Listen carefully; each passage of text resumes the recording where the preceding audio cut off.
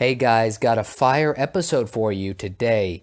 I talk about dropshipping, how most of the things that you're going to learn about dropshipping are bullshit scams, how I do not encourage anyone to start a dropshipping business the way that people are probably teaching you online. So, if you think that dropshipping is easy, quick way, low risk to make a lot of money, then listen up, buddy. Listen up, Buttercup, you're wrong. Don't set up a bullshit business selling bullshit products to customers. Okay, it's not right. And not only that, but you listen to this episode, you're going to hear about a story that I followed about a guy who lost his ass. I think he lost his ass doing a dropshipping business, why he lost his ass, and how it started to unravel the mystery of this dropshipping bullshit scheme that people are running. So, listen up, guys. You're going to want to hear this. Also, subscribe to my YouTube channel, Taylor Stutch, Taylor space Stutch, Stuch. Email me, tayradio1@gmail.com. Follow me on Twitter, tstutch1. Follow me on my website at tstutch.com. That's tstuch.com. Thank you, guys. Have a great day. Hey guys, let's talk a little bit about drop shipping. Does anyone know what drop shipping is? Let me go ahead and tell you. So, off the top of my head, I have done some research into this field. I've actually thought about going into this business, and I was trying to figure out what exactly drop shipping is. So let me rewind a little bit and tell you about some information I've come across years ago. Years ago, I was reading an article from some guys. I believe they fancied themselves the Startup Bros. And what they were, it was actually a quite informing article. And at the time, the guy, whoever wrote it, described the process he used to start an importing company. I was actually in Thailand, traveling around, and I was trying to figure out, I had just graduated college, about to start a job, but I wanted to figure out then, like, what's a business I could start? So I was doing some research on the internet and looked into importing and exporting. So I thought, oh, how can I get into the import-export game? Came across this article by some guys called the Startup Bros. And in the article, they talked about how one of them started importing, I think it was like airsoft guns, and he started off how he went through his process, how he found a supplier online, he got samples. After he got the samples, and he started buying in bulk. After he started buying in bulk, he said that the supplier, instead of making him buy them, basically would guarantee the orders that were made. So if somebody ordered one, instead of him having to buy inventory up front and then send it to the customer himself, that the factory in China would send it directly to the customer. So he said he did that for a while until the factory went out of business or something happened to the factory. And that really spiked my interest. I was extremely interested in a business, getting started, import, export, whatever. Now, what I just described to you was kind of two different ways that you can do an import business. One is actually physically dealing with product. The other is what it's become pretty popular now, and it's called drop shipping. And when people are drop shipping, what I have figured out, and now I don't know because I'm not buying all these bullshit courses online. There's a lot of bullshit courses online, but what's going on that I've seen a little bit behind the scenes, is that what people are doing is that they're setting up websites like on Shopify or wherever you can set up a website. Then they're setting up a storefront on the website. I mean, this is pretty cheap to do. And what they're doing is they're getting these websites where it's connected on the back end to a site called I think it's called AliExpress. So I was going to say Alibaba, but Alibaba is not, you can't really buy individual products in Alibaba. You have to buy in bulk. But AliExpress, it's like wholesale, and you can buy smaller amounts of products, or you can buy one product at a time. And there's probably other websites out there that do that. but it's from China. It's probably factory direct or from wholesalers in China selling the product overseas one at a time. You can find these guys on eBay as well. A lot of products you can find on eBay, like the products that people are importing and selling or drop shipping, you can find them on eBay and they'll seem super cheap. But the shipping cost ends up costing, it makes the difference. It makes up the difference between what you think you're saving and what's already on the internet. So they'll be like, oh, I'm selling a jump rope for $1.50. And you think, oh, this is a great deal. And then it's like, oh, but wait a minute, the shipping is $10. So you're paying $12, $13 for the jump rope. And then you look online on Amazon and the same jump rope is $12 or $13. So what these drop shippers do is they hook everything up at the website. And then you order it online and it goes to the website in China, and the website in China is supposed to fulfill the order. And it seems like a seamless, quick, easy way to make money. The problem is, well, okay, there's a couple problems. One, it's not an ethical way to do business. In that the person that is doing, generally speaking, unless you are of high upstanding character and you are willing to vouch for the quality of every single product, which you can't do via drop shipping. If you cannot vouch for the quality of those products, then you don't know what your customers are getting. You're essentially just creating a marketing, like you're just creating a website to sell Chinese goods, but you don't have any what Taleb would call skin in the game. So I really got into this thinking about listening to Taleb's book, Skin in the Game, talking about how a true business owner, a true entrepreneur has something to lose. And what these drop shippers are doing, a lot of them, not all of them, but I think a lot of them, this is their way to get around skin in the game. Basically, they say, hey, look, I don't have any downside because they don't carry inventory. So what they do is they set up these websites, they match them online to these factories in China, and then they get a flow, and they take off a skim of the profits. The rest goes to the Chinese factory, and the customer supposedly gets what they ordered. Now, there's going to be a lot of times where the products are going to be fine. The problem is there's also going to be a lot of times where the products are not going to be good. So you could say, well, Taylor, what do you mean by skin in the game? What that means is you have to have something to lose. So if you don't have anything to lose in your business, then the quality of your business could degrade quickly. So for example, if I'm selling watches and I am ordering a shipment of 100 watches at a time, then I have skin in the game to have a good quality product and have a good quality business.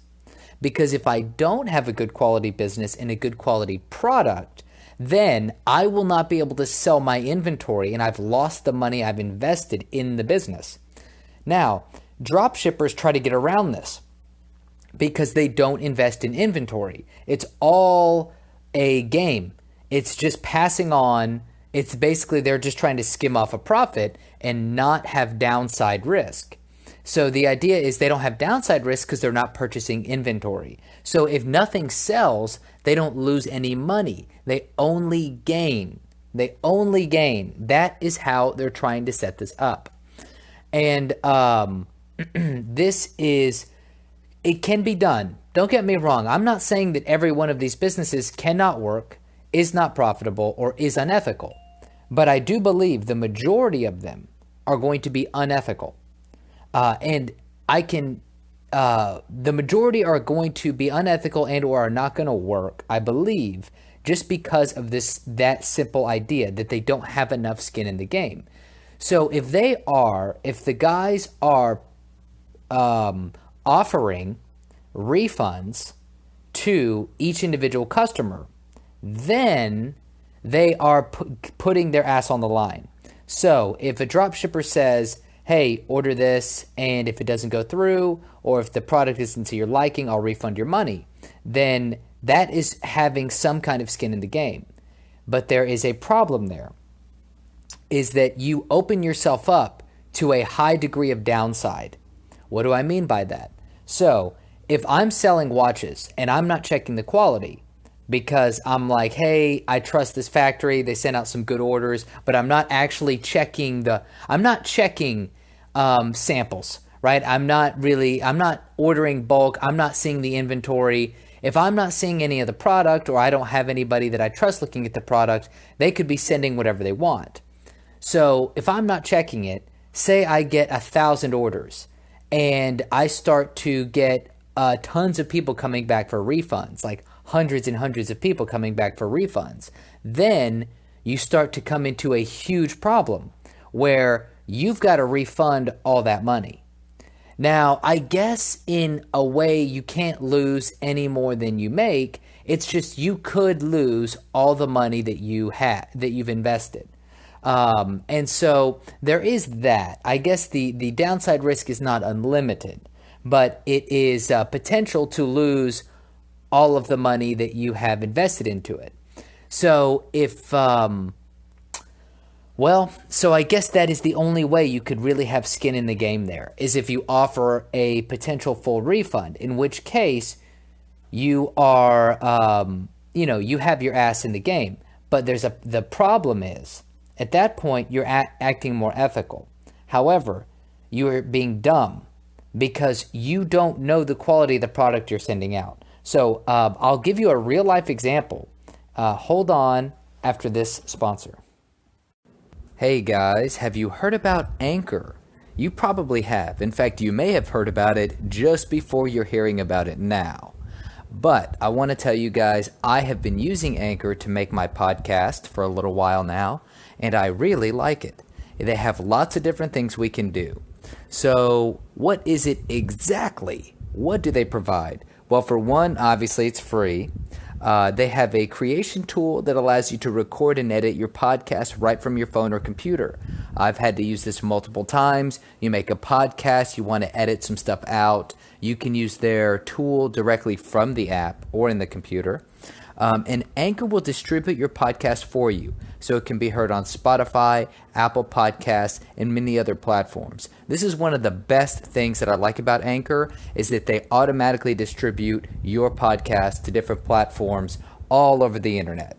So download the free Anchor app or go to anchor.fm to get started. Okay, so I told you I was going to tell you about a real life example. There was a guy that I followed on Twitter for a bit. His name was Tyler Schmidt. And he just smelled like a piece of shit dude. But he intrigued me for sure. And I wasn't sure if he was full of shit or not. Basically, he was a 24, 25-year-old guy, was really, really full of himself. And just by his age alone, I knew to be careful. Somebody as young as him and acting as arrogant as he was, I was like, there's just something not right about it. But I couldn't put my finger on it. I didn't know if there was really a problem. I didn't know how people were running these drop shipping businesses. So I wasn't quite sure. So I followed this guy on Twitter for a while. He had about 30,000 followers, which is significant for somebody who's full of shit. Now, here's how it went. The guy would do a lot of motivational stuff on Twitter and a lot of kind of shit talking and like, be a man, don't be a bitch kind of stuff, which is fine if you're actually a man. And he kept talking about drop shipping. Here's where I started to get suspicious, is when I started to get suspicious, one, when he wouldn't tell people what his business was, what he was importing, or what he was drop shipping. Because for some reason, that stuck out to me as being like, it stood out to me that he feels vulnerable, that he doesn't feel secure in his business. And that should have been the first sign. So he wasn't, and I'm going to say this, I'm only 27 years old, but I'm constantly trying to, I've worked in a small business environment, worked in the corporate environment. I'm self-employed. I run through ideas from time to time to try to see what works and what doesn't. And I can just say that at this point in my life, I do believe that if you legitimately believe in your business, you won't have a problem telling people about it. Like that's what you do, right? You market your business. So if your business is basically being marketed anonymously, then okay, I get it. If you're a rich billionaire and you don't want people coming after you because they know how much money you have, that's one thing. But when you're just a 25-year-old kid, you really don't have any money, but you don't want anyone to know who you are selling the product, then what that shows me is that there's something missing. There's something wrong. And that's how this guy was playing it off. So he wouldn't tell anybody about his companies. He wouldn't tell anybody about the products that he sold. So I'm following this guy for a while, and I'm like, okay, this guy's arrogant, but some of the shit he says is on point, and some of it was encouraging for me because I was importing.